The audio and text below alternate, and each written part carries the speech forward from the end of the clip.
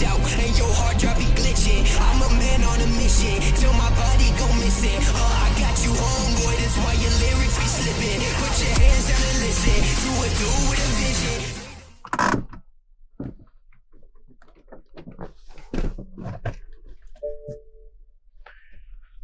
What's up guys, welcome back to another video. So today we're working on a 2006 BMW 325i rear wheel drive. It belongs to one of my boys, guys. We were cruising around in New York City and all of a sudden he hit a crazy pothole, and after that you hear this.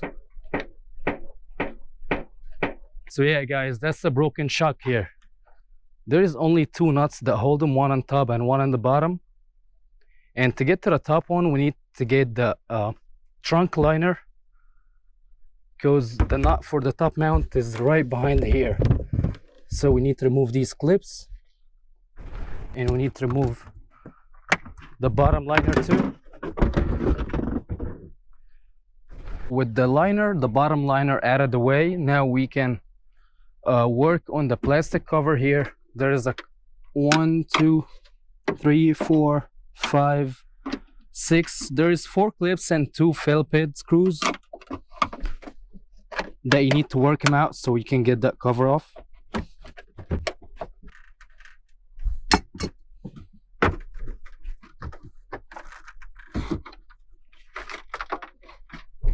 Hello, how you doing?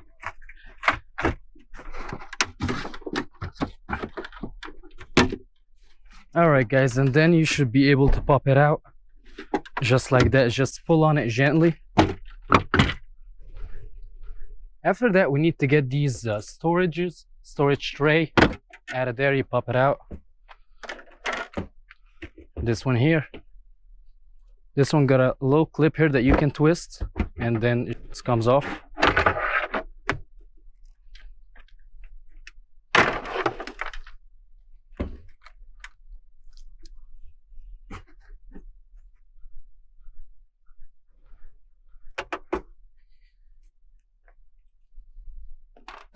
Okay, I don't see any more clips holding it down, so it should just slide out. I don't need to remove it completely. I just want to push it enough so I can get to that nut back there.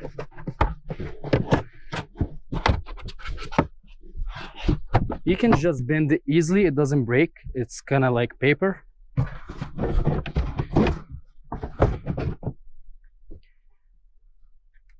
And now we got access. If you guys can see here, all the way back there, you see the rubber boot, the rubber protection plate. It pops off and got your locking nut right underneath it. This looks like a 17 millimeter. It's actually a 16 millimeter, and you need to use a 6 millimeter for the stud to hold it in place while you loosen up the nut.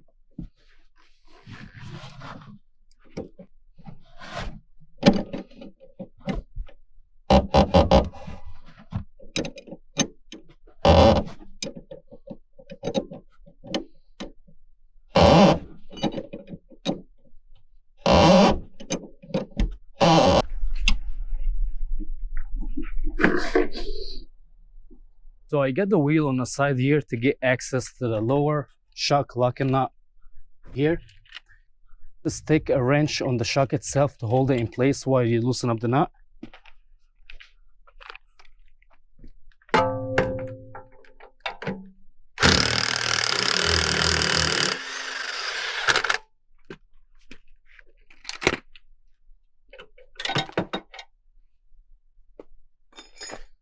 Okay guys, now all you need to do, since we got the top nut loose already and the lower, we need to pull down on the shock to compress it. See it going down. After you compress it all the way, you want to be quick. Get it off place, out of the car right here. And you guys can see it doesn't come out. Look at this.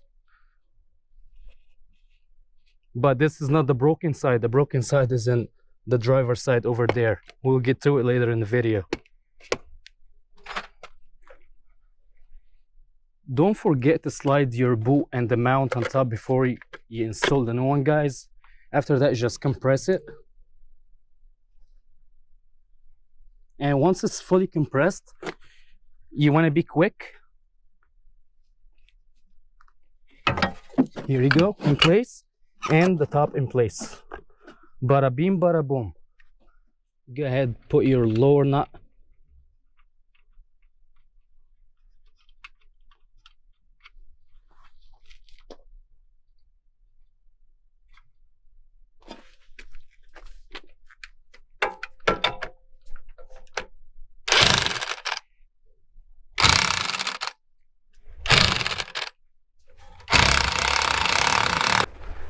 Before we go ahead tighten the top knot, we need to bring the suspension up a little bit.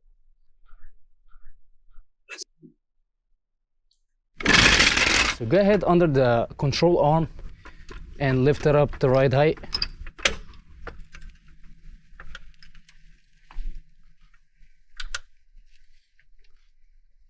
All right, that's good enough. We'll go back, jump in the trunk.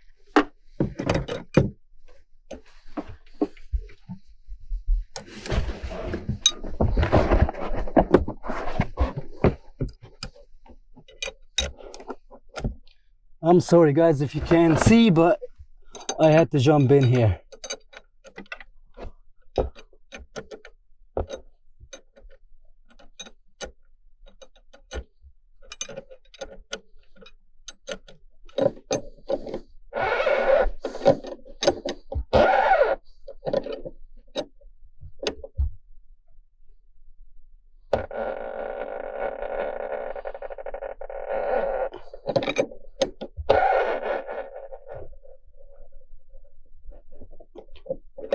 All right guys, this is tight enough.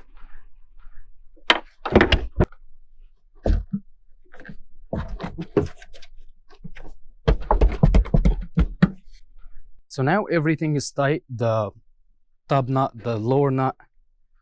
So make sure your hands are clean, and let's put the liners back.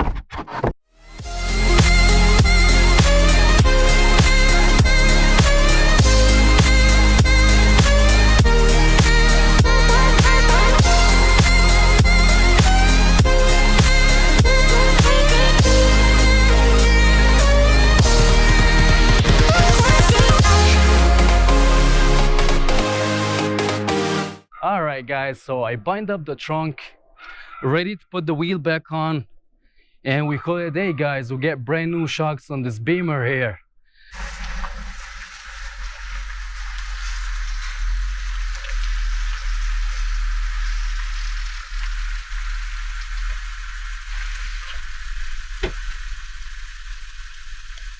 Alright guys, so the Beamer is done. I just went on a road test, made sure everything is good down there.